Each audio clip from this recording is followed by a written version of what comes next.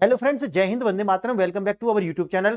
Friends, आपने हाल फिलहाल में इस तरीका के आर्टिकल्स देखे होंगे जहां पर यह बताया जा रहा है कि भारत के द्वारा यूनाइटेड नेशन की जो सिक्योरिटी काउंसिल है उसके अंदर पाकिस्तान के जो मंसूबे हैं उनको नस्तो नाबूद किया गया, जबकि चाइना उसके साथ था। और आप जानते हैं कि चाइना जो है यूएनएससी का परमानेंट मेंबर है, यानी कि उन 5 में से एक है जो यूएनएससी के 5 परमानेंट मेंबर होते हैं। उसके बावजूद भी चाइना प्लस जो पाकिस्तान है, दोनों की इसमें हार हुई है। और हार इसीलिए मैं कह रहा हूं क्योंकि जो पाकिस्तान चाहता था कि भाई बीएलए जो है, बीएलए मतलब है बलूचिस्तान लिबरेशन आर्मी, उसको एज ए टेररिस्ट आउटफिट जो है घोषित कर दिया जाए और जैसे मोहम्मद जो है उसको ऐसा दिखाया जाए कि देखिए अब वो तो आउटडेटेड हो चुका है, अब वो कार्यशील है नहीं जमीन पर। इसीलिए जो है हम पर जो एफएटीएफ की जो हम ब्लैक लिस्ट में जाने वाले हैं उससे हमको जो है छूट दी जाए, राहत दी जाए, जिससे पाकिस्तान की जो कर्ज लेने की जो अपनी जो शर्तें हैं वो थोड़ी ढीली हो जाएं। लेकिन भारत के द्वारा ना सिर्फ जैसे मोहम्मद को, बल्कि जैसे मोहम्मद के साथ साथ जो जैसे मोहम्मद की जो वीमेन आउटफिट जो टेररिस्ट ऑर्गेनाइजेशन बनाया गया है, ये जो पहलगाम के बाद में, इसको भी एक जो है आतंकवादी संगठन घोषित किया गया है। और यही नहीं, साथ ही साथ आप देखेंगे कि जो टीआरएफ है, द रेजिस्टेंस फ्रंट, और यही वो संगठन है जिसने पहलगाम के हमले के तुरंत बाद उस हमले की जिम्मेवारी ली।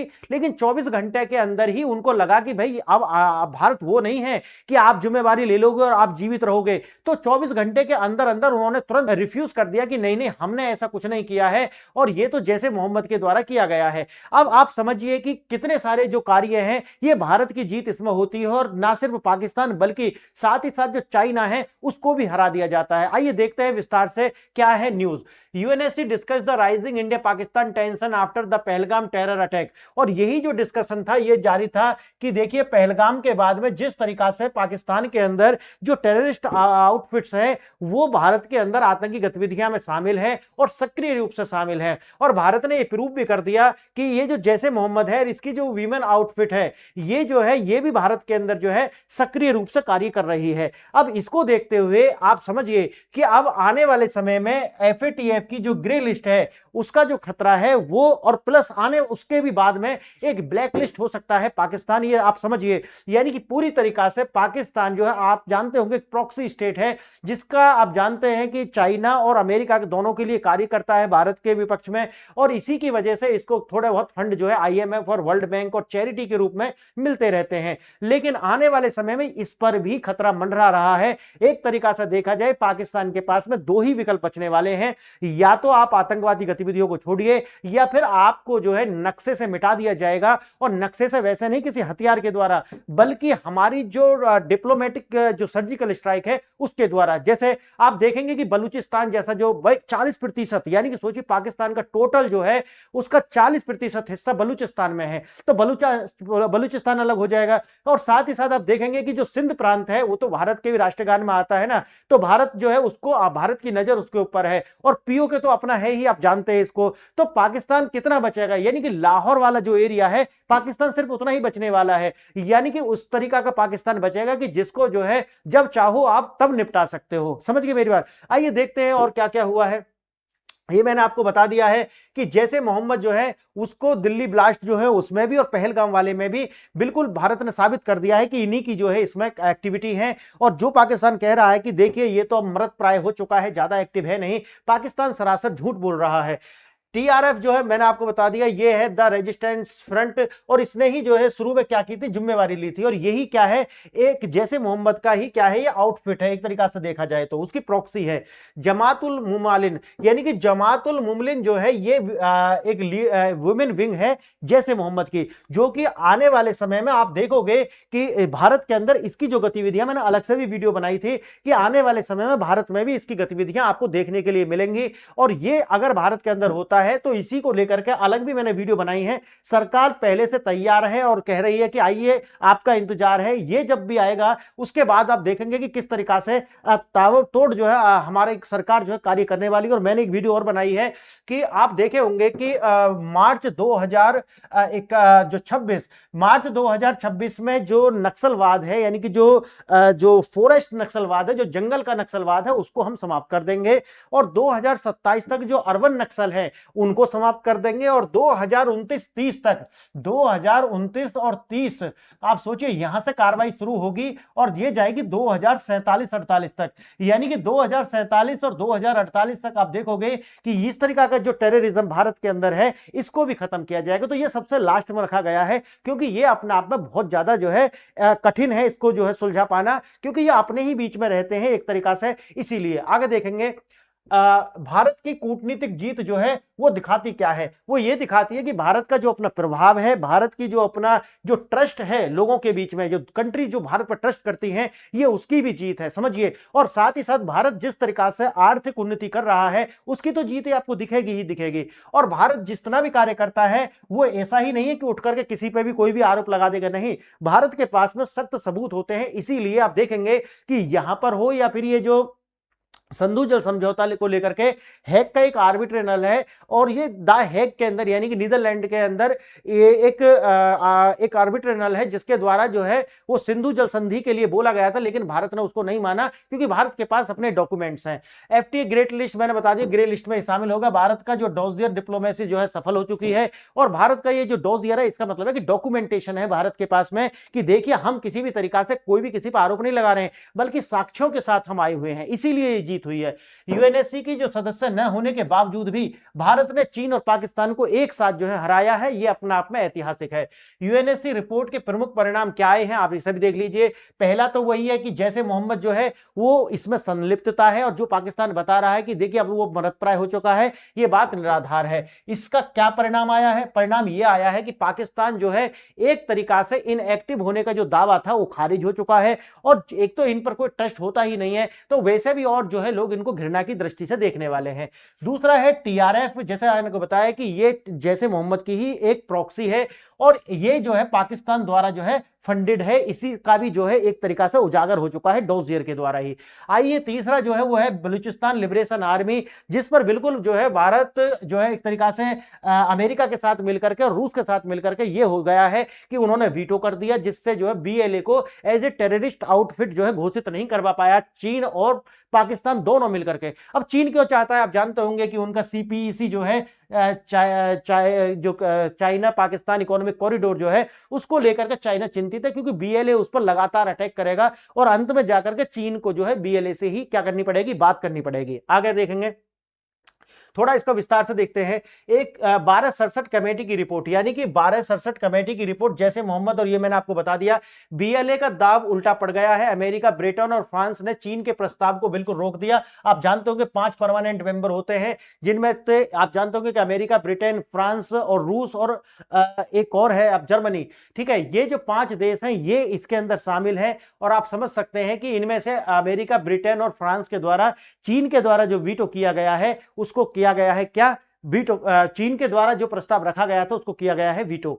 आइए देखते हैं कूटनीतिक कुरुक्षेत्र एक नजर में। जैसे बड़ी जीत क्यों है मैंने बता दिया शुरू में ही आपको। दूसरा देखना है झूठ का पर्दाफाश, यानी कि जिस तरीका से बता रहे थे कि जैसे मोहम्मद तो निष्क्रिय हो चुका है, वो बात बिल्कुल गलत थी। बीएलए यानी कि बीएलए को आतंकवादी घोषित नहीं करा पाया संगठन, पाकिस्तान मिलकर और चाइना, ये भी उनकी हार है। और बात आती है कि अब आने वाले समय में जो पाकिस्तान है वो ग्रे लिस्ट में जाएगा, और उसके बाद में ये ब्लैक लिस्ट भी हो सकता है। जैसा कि आपको बताया गया है, अलकायदा प्रतिबंध समिति जो संगठनों को आतंकवादी घोषित करती है, विडंबना यह है कि पाकिस्तान 2025 और 27 के लिए उसका एक अस्थायी सदस्य बन चुका है। आप सोचिए कि जो पाकिस्तान आतंकवाद की जड़ है या उसकी मां है, उसी को बनाया क्या गया है, उसी को बनाया गया है जो यूएनएससी की एक समिति है उसका अस्थायी अध्यक्ष 2027 तक। अब आप सोचिए कि अब ये कभी भी क्या इसको आतंकवादी घोषित कर पाएंगे? बिल्कुल भी नहीं करेंगे। तो आप सोचिए कि एक अपने आप में आयरनी है, या कहिए कि विश्व की व्यवस्था ही ऐसी है कि सब मजबूर हैं। फैसलों का तरीका वह सर्वसम्मति से होगा, और पाकिस्तान उसमें अपनी सम्मति देगा नहीं। इसीलिए जो है ये जो है आतंकवादी घोषित नहीं हो पाएगा आगे भी जाकर के। ये मामला एक तरीका से वीटो हो चुका है। आगे देखेंगे संपत्ति फ्रीज करना, ये सारा आप जानते हैं कि युद्ध का मैदान में क्या क्या होता है। इसमें संपत्ति फ्रीज हो जाएंगे अगर आतंकवादी घोषित हो जाता है, यात्रा पर प्रतिबंध लग जाएगा और हथियारों पर रोक लग जाएगी। लेकिन अभी तो ये 2027 तक होता हुआ दिख नहीं रहा, लेकिन इतना भी काफी है। जैसे मोहम्मद निष्क्रिय होने का जो नाटक है वो बिल्कुल जो है खत्म हो चुका है। यूएनएससी की जो रिपोर्ट है उसमें ये पुष्टि हो चुकी है कि रेड फोर्ट में जो अभी बम ब्लास्ट हुआ था उसमें जैसे मोहम्मद का हाथ है और ये इनएक्टिव नहीं है, ये एक्टिव है। जैसे मोहम्मद का और अलकायदा से गहरा लिंक है और ये भारत में हमलों के लिए सीधे जिम्मेवार है, ये इससे निष्कर्ष निकाला जा सकता है। खतरा बढ़ रहा है, जैसे कि आप जानते हैं कि जांच से बचने के लिए महिलाओं की जो भर्ती है यानी कि इनकी एक अलग विंग बना दी है और मकसद वही है कि सुरक्षा एजेंसियों के जो शक से बच करके अपने जो सॉफ्ट टारगेट्स हैं उन पर हमला करना, ये इनका उद्देश्य होगा। आगे आप देखेंगे कि ये एग्जीक्यूशन अब भारत में होता हुआ एक नई तरीका की जो है हमारे लिए सुरक्षा चुनौती है, ये हमें एक्सेप्ट करना होगा और भारत सरकार ने एक्सेप्ट किया है। इसीलिए आप देखे होंगे कि किस तरीका की जो बजट है वो पेश किया गया है हमारी उन गुप्तचर संस्थाओं को जो इस तरीका के जितने भी आतंकवादी गुट्स हैं या फिर इस तरीका का जो ये सब आपस में जो चलता है इनको सबको बस्ट करेगा और टाइम से पहले यानी कि घटित हो उससे पहले ही इनको क्या करेंगे, न्यूट्रलाइज करेंगे। देखना संगठन सिकुड़ नहीं रहा है बल्कि विस्तार कर रहा है, यह भी इससे जो है निकल करके सामने आ रहा है। विस्तार क्यों कर रहा है? विस्तार कर रहा है कि पहले इसमें कौन थे, सिर्फ पुरुष थे, अब इसमें महिलाओं को भी शामिल किया गया है। और जैसा कि आपको पता है कि यह आने वाले समय में बहुत बड़ा खतरा है भारत के सामने। टीआरएफ और एलईटी का सच वही जो बताया मैंने, प्रॉक्सी है आपस में। द रेजिस्टेंस फ्रंट जो है पहलगाम हमले की जिम्मेदारी ली थी और फिर उन्होंने डिनाई भी कर दिया था 24 घंटे के अंदर ही, क्योंकि आप जानते हैं बताया शुरू में। यूएनएससी का खुलासा है टीआरएफ केवल लश्कर-ए-तैयबा का एक प्रॉक्सी है, ये यूएनएससी ने मान लिया। आप समझिए यूएनएससी अगर इसे स्वीकार कर रही है तो 27 तक बचेंगे, उसके आगे कहां जाएंगे। और वही है, रीब्रांडिंग है और इससे कुछ भी नहीं है, नाम बदल लिया गया है लेकिन कार्य वही है जो ये पहले करते थे। पाकिस्तान ने लिखित में दिया कि जैसे मोहम्मद खत्म हो चुका है, लेकिन बात क्या है, यूएनएससी में साबित हुआ कि ये बिल्कुल पाकिस्तान झूठ बोल रहा है और इससे इनकी और जो भी साख, पहले तो है ही नहीं इनका क्या है साख, लेकिन और भी खत्म हो जाएगा। और मैंने जैसे आपको बताया कि ये जो सीपीईसी जो है इनका जो प्रोजेक्ट है, इसके सफल होने के लिए आप समझिए कि इसको ग्वादर तक पहुंचने के लिए बलूचिस्तान से जाना पड़ेगा और यही चाइना के लिए सबसे बड़ी समस्या थी जो पाकिस्तान जैसे आतंकी मुल्क का जो है वो साथ दे रहा था। बीएलए पाकिस्तान से आजादी और अधिकारों की मांग कर रहा है और आप देखते होंगे कि ये 2027 तक ये एग्जीक्यूट होता हुआ दिख रहा है कि पाकिस्तान का 40% जो हिस्सा है बलूचिस्तान के रूप में ये एक अलग देश बन जाएगा और ये इस पर लगातार तेजी से कार्य हो रहा है। मैं भी इस पर कई सारी वीडियो पहले भी बना चुका हूं और जैसे जैसे अभी उन्होंने अपना कॉन्स्टिट्यूशन निर्माण किया है उसको लेकर के हम वीडियो लेते आएंगे जब भी इसका जो कोई भी डेवलपमेंट इस पर होगा। पाकिस्तानी सेना और सीपीईसी जो है आर्थिक गलियारा, इसको लेकर के चिंतित है। यूएनएससी में बीएलए के वैश्विक आतंकवादी घोषित नहीं करा पाई और इनका दावा है कि बीएलए का संबंध टीटीपी और अलकायदा से है, लेकिन इसके लिए उनके पास किसी तरीका के जो है डोजियर जो था वो बिल्कुल भी साक्ष्यों पर बिल्कुल खरा नहीं उतरा। क्यों? कारण यह है कि तुम्हारा पहले ही जो तुमने बताया लश्कर-ए-तैयबा के लिए वही झूठा है, तो आप सोचिए कि फिर आप टीटीपी और अलकायदा के लिए बोलोगे तो कौन विश्वास करेगा आपके ऊपर। बस वही है कि आपने एक बार झूठ बोल दिया तो फिर आपका सत्य भी झूठ ही है, आप समझिए इसको। जैसे को तैसा पश्चिम देशों का वीटो, यानी कि अमेरिका, ब्रिटेन, फ्रांस ने प्रस्ताव पर टेक्निकल होल्ड लगा दिया, यानी कि वीटो कर दिया है। बीएलए का अलकायदा जो मैंने आपको शुरू बता दिया कि यह साबित नहीं कर पाया। पश्चिम नजरिया हुआ है बीएलए आतंकवादी नहीं है बल्कि राष्ट्रवादी अलगाववादी है। और आप सोचिए कि यह नजरिया अपने आप में क्या कहता है। यह आपने जैसे हमने बताया कि जो मदर्स ऑफ ऑल डील हुई थी, मैंने तब भी कहा था कि अब देखिए बीबीसी हो या फिर जो पश्चिम के देश है, आज वो वही स्टैंड लेते हुए नजर आएंगे कि जो भारत यानी कि उनका सबसे बड़ा पार्टनर जो है उसके पक्ष में होंगे। और ये उसी को दिखाता है कि आज हमारे हित में जो है ये सारे देश आकर खड़े हुए हैं। क्यों? क्योंकि व्यापारिक हित जो होते हैं वो सबसे ऊपर होते हैं।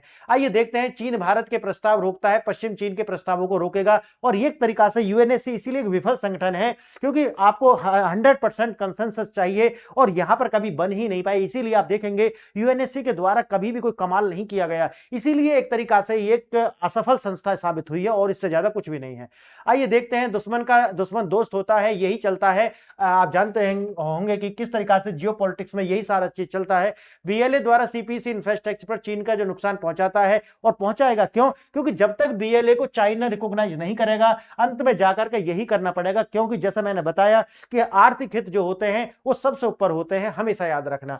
मकसद है बीएलए को बैन न करके पश्चिम में सीपीईसी की जो स्थिरता को उसको जो सही किया जाए। चीन की विफलता है अरबों डॉलर का जो सीपीईसी कूटनीतिक सुरक्षा है उससे वंचित ना हो जाएं। और इसके लिए अब मैंने आपको बताया अंत में जाकर के चाइना जो है वो बीएलए को रिकॉग्नाइज करेगा और बाद में जाकर के उनके साथ इनकी साझेदारी होनी है। यही है एकमात्र जो है निर्णय। मसूद अजहर को बचाने के लिए चीन हमेशा वीटो करता रहा है, ये पहले भी ऐसा देखा गया है। और ऐसा क्यों करता है? वही है कि भाई हमारे जो प्रोजेक्ट हैं, चाइना के जो प्रोजेक्ट हैं, उनके लिए सुरक्षा वहां की आर्मी तो दे नहीं सकती, इस्टेब्लिशमेंट तो कुछ कर नहीं सकती, और गवर्नमेंट तो और नीचे है। तो वहां के जो इस तरीका के जो मौलाना मौलवी और आतंकी जो गुट चलाते हैं, क्योंकि वहां के यही जो मौलाना मौलवी हैं यही आतंकी गुट चलाते हैं, तो इनको जो है चंपी करते रहो, इनको खुश रखो ताकि हमारा जो प्रोजेक्ट है वो सफल हो जाए। बस यही है और इससे ज्यादा कुछ नहीं। न दोस्त पाक का बचा न जो दुश्मन बचा। यही है कि अब बीएलए जो है अपने आप में एक अलग जो है बलूचिस्तान एक अलग देश बनता हुआ नजर आने वाला है। फ्रेंड्स, भारत की जो डोजियर है डिप्लोमेसी की जीत हो गई है भारत ने, क्योंकि आप जानते होंगे कि भारत जाता है सबूतों के साथ। ये ऐसा नहीं कि देख लेना कि सोशल मीडिया में क्या चल रहा है, उस तरीका से नहीं चलता है। यहाँ पे नैरेटिव वार जो है कुछ भी कह लो, लेकिन बाद में आपको जब अंतरराष्ट्रीय संस्थाओं में आप जाते हो तो वहां पर जो है ऐसा नहीं कह सकते कि सोशल मीडिया पर देख लीजिए जाकर के लोग क्या कह रहे हैं, वो नहीं चलता। आपको डोजियर देने पड़ेंगे। कूटनीतिक विजय, प्रॉक्सी टेररिज्म का सच दुनिया ने माना है बिल्कुल, और नैरेटिव ध्वस्त हो चुका है। सीपीईसी जो है वो असुरक्षित है और एफएटीएफ का जो है खतरा लगातार मंडरा रहा है पाकिस्तान के ऊपर। आतंकवाद पर भारत के साथ, जैसा कि मैंने बताया, बीआरआई रोकने के लिए बेले की जो है जीवन दान देना बहुत ज्यादा जरूरी था, और हम चाइना को जहां पर भी दबोच सकते हैं भारत वो सारे कार्य कर रहा है। इसीलिए आप देखते होंगे कि चाइना भारत के साथ में बिल्कुल भी किसी तरीका की कोई भी डिस्प्यूट नहीं चाहता, क्योंकि आप जानते हैं कि चाइना की भी जो नस है वो दबी हुई है, और वो भारत के, अगर आप हमारे किसी बॉर्डर पर किसी तरीका का टर्बुलेंस क्रिएट करोगे तो हम आपके प्रोजेक्ट जो है वहां पर टर्बुलेंस क्रिएट कराएंगे। बस यही है एक साधारण सा, और इतने ही हम धीरे धीरे से आप और जान रहे हैं कि भारत अपना जो डिफेंस जो कितना मजबूत कर रहा है। तो अगर 10 साल का जो विंडो है अगर और मिलता है तो उसके बाद फिर चाइना जो है वो हमसे बाहर जाने वाला है नहीं, फिर वो उसी रेंज में आ जाएगा। तो आज के लिए इतना ही। फ्रेंड्स, बताइए कि आपको लेक्चर कैसा लगा, और भारत की सुरक्षा को लेकर के आपके मन में और कोई विचार हो तो आप उसको भी लिख सकते हैं। आपने वीडियो देखा इसके लिए धन्यवाद। जय हिंद, जय भारत।